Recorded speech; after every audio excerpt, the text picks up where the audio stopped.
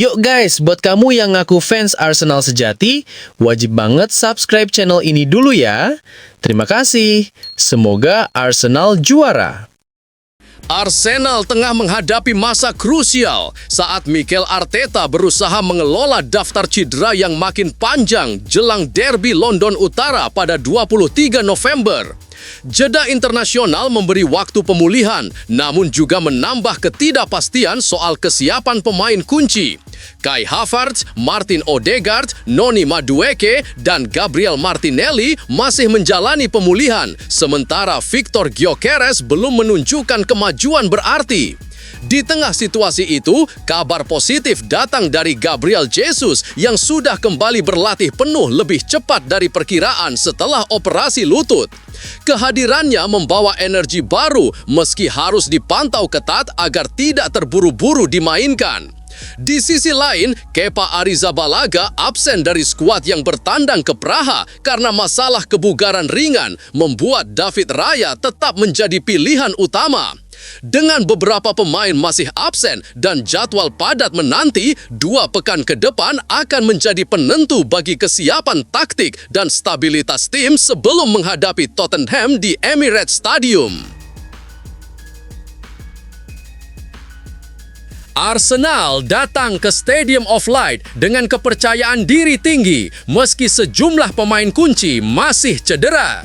Laga kontra Sunderland menjadi momentum penting untuk menjaga posisi di papan atas dengan skuad menunjukkan kedalaman dan fleksibilitas yang terus berkembang.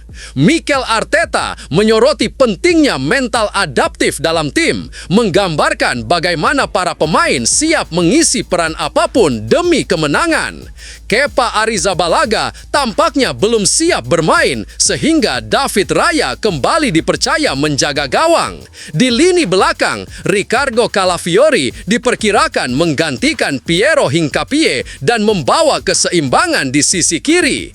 Martin Zubimendi akan kembali ke posisi gelandang bertahan setelah Skorsing, didampingi Declan Rice dan kemungkinan Eberechi Eze yang berpeluang kembali ke susunan utama menggantikan Ethan Nwaneri. Di lini depan, Mikel Merino diprediksi memimpin serangan bersama Bukayo Saka dan Leandro Trossard. Dengan formasi 4-3-3, Arsenal diharapkan tetap solid menghadapi tekanan tuan rumah, mengandalkan struktur permainan dan ketenangan yang telah menjadi ciri khas mereka musim ini. Pep Guardiola menilai peluang Manchester City untuk mengejar Arsenal di puncak klasemen Premier League kini semakin tipis. Menjelang laga akhir pekan, Arsenal unggul 6 poin dari City dan terus menunjukkan konsistensi luar biasa. Sementara tim-tim pesaing kerap kehilangan angka. Pertahanan kokoh menjadi kunci keberhasilan The Gunners dengan hanya 3 gol yang bersarang ke gawang mereka sepanjang musim ini, serta minimnya peluang bersih yang diberikan kepada lawan. Dominasi tersebut membuat Arsenal tampak sulit dihentikan dalam perburuan gelar. City dan Liverpool masih berusaha menjaga jarak, namun efektivitas permainan anak asuh Mikel Arteta membuat mereka sulit dikejar. Meski begitu, masih ada keyakinan bahwa perjalanan musim yang panjang bisa menghadirkan kejutan, terutama karena kedua pesaing utama itu akan saling berhadapan di laga berikutnya. Arsenal disebut memiliki mentalitas kuat yang dibangun dari 2 musim terakhir dengan performa yang semakin matang dan stabil di setiap lini. Sejumlah pengamat menilai bahwa jika performa ini berlanjut, posisi mereka di puncak klasemen akan semakin sulit digoyang. Namun, dengan kompetisi baru memasuki bulan November, masih ada banyak waktu bagi skenario klasemen untuk berubah. City dan Liverpool tetap dianggap ancaman nyata, mengingat keduanya merupakan satu-satunya tim yang berhasil merebut poin dari Arsenal sejauh ini. The Gunners kini berpeluang memperlebar jarak dari salah satu pesaing utamanya pada akhir pekan ini, menegaskan ambisi mereka untuk menjaga momentum menuju akhir tahun dengan posisi teratas tetap aman.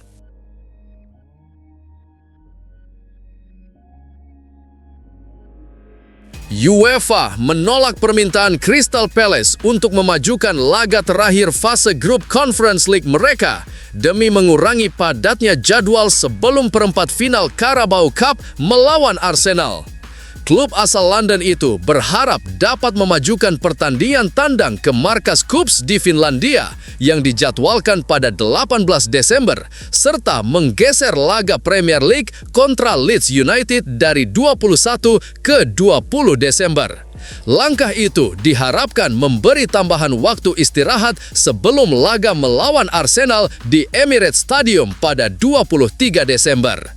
Namun, UEFA menegaskan bahwa seluruh pertandingan terakhir fase grup harus dimainkan secara bersamaan demi menjaga integritas kompetisi. Keputusan ini membuat Palace dan Arsenal sama-sama menghadapi jadwal padat di bulan Desember, sementara keluhan soal beban fisik pemain kembali mencuat. Arsenal sendiri akan bertemu Everton pada 21 Desember, hanya 2 hari sebelum laga piala domestik. Klub disebut telah meminta Premier League meninjau ulang jadwal tersebut, tetapi pihak Liga menilai situasi ini merupakan konsekuensi dari kalender Eropa yang semakin padat. Di sisi lain, Palace masih menunggu respon resmi soal permintaan untuk memajukan laga melawan Leeds. Baik Oliver Glasner maupun Mikel Arteta sebelumnya menyoroti kurangnya koordinasi antara penyelenggara kompetisi domestik dan Eropa terkait penjadwalan yang dinilai merugikan klub serta pemain.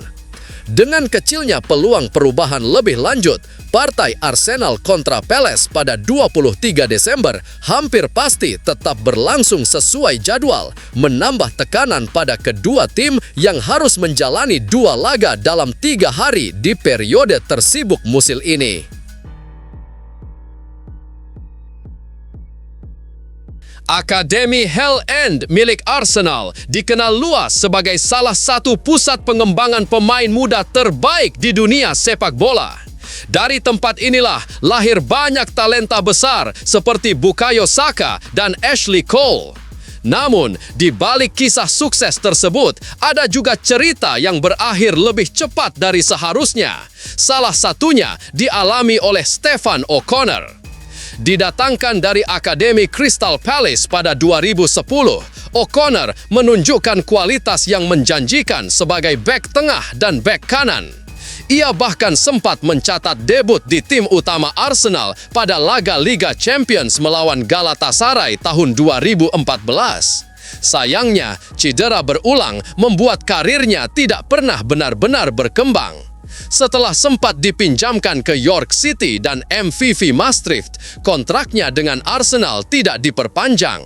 Upaya untuk bangkit bersama Newcastle United pun gagal karena cedera ligamen lutut yang parah hingga akhirnya ia terpaksa pensiun di usia 23 tahun. Cedera tersebut membuatnya absen selama 2 tahun dan harus menjalani perawatan intensif tanpa hasil pasti. Setelah serangkaian pemeriksaan medis dan konsultasi dengan berbagai spesialis, keputusan untuk mengakhiri karir profesional menjadi tak terhindarkan.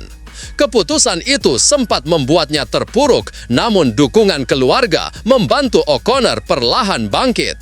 Kini, ia menempuh jalur baru di luar lapangan. Setelah sempat mempelajari hukum dan bekerja di sektor komersial, O'Connor mendirikan SOCR Coaching, perusahaan yang berfokus membantu atlet mewujudkan potensi mereka di dunia olahraga. Selain menjadi CEO, ia juga berperan sebagai pelatih dan telah mengantongi lisensi UEFA B.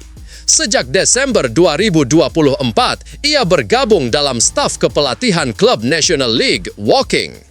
Kisahnya menjadi bukti bahwa meski karir di sepak bola bisa berakhir lebih cepat dari harapan, semangat untuk berkembang dan berkontribusi tetap bisa menemukan jalannya di luar lapangan hijau.